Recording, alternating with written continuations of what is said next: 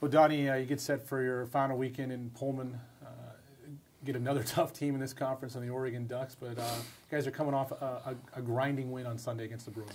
Yeah, they're kind of all like that in this conference, and I'm assuming it'll be no different with Oregon. They're playing really good baseball, and they're winning tight games. That's what good teams do. Good teams pitch, and they play good defense, and they timely hit, and they just don't make mistakes. So UCLA is kind of like that. UCLA made a mistake on Sunday, which allowed us to win a ball game, I think. But that's the type of team we want to be. We want to pitch the ball really well, and we want to play great defense, and we want a timely hit. We haven't really done any of those three things. But, there's 4 weeks of the regular season left, so this is a good time to get hot, playing at home on graduation weekend.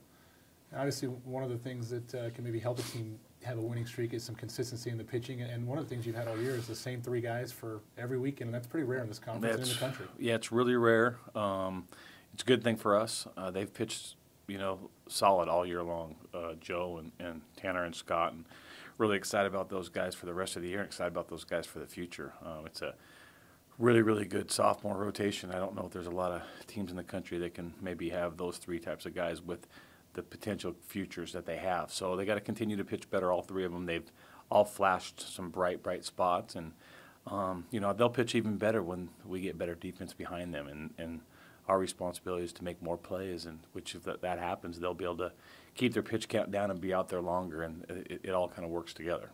Jason Motte is a guy that's seen a little bit bigger role of late in the bullpen for you, and what does that do for not only your team, but how does that make his decision more difficult come June with the draft? Yeah,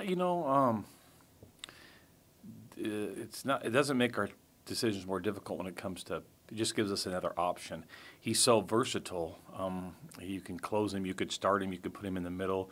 He's not just a one-inning type of guy. You need to be careful with him because he's playing a position too, and I got to figure out how to be smarter to take him in and out of the lineup and put him back into the DH and replace him and not lose him. So he's a really talented guy. Draft-wise, and he loves to hit. I think he's really enjoying pitching too. I think a lot of us would love to have the decision he has to make. Hey, do I want to pitch in pro ball? Do I want to hit in pro ball? He's talented. He could do it all.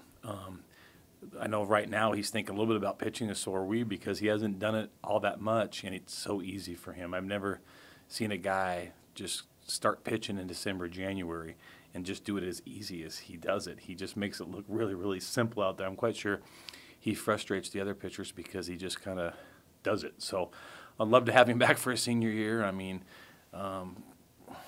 if you think about having him back, arguably maybe the best two-way player in college baseball. I mean, just kind of with the numbers he's putting up now offensively and on the mound.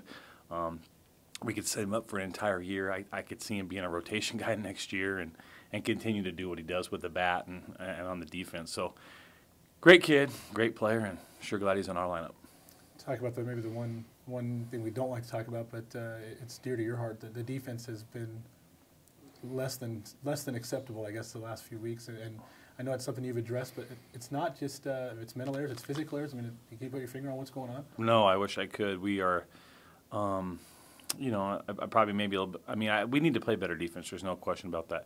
I probably expected us to play better defense than we are capable of playing, because you do look back at our team last year. Kyle Johnson is playing unbelievable baseball in center field and pro ball.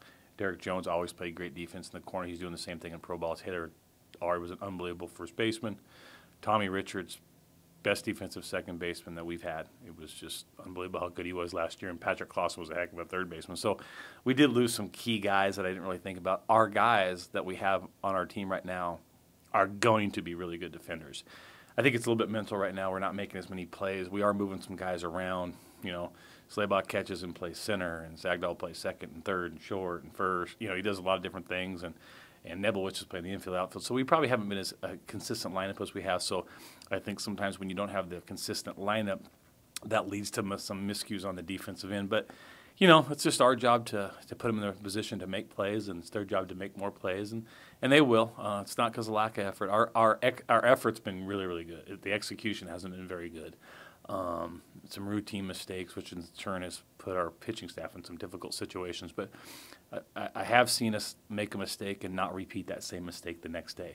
It just seems like we're making them all brand new together, and then they're coming in bunches, and it's frustrating. I mean, we made 11 errors last weekend against UCLA at home.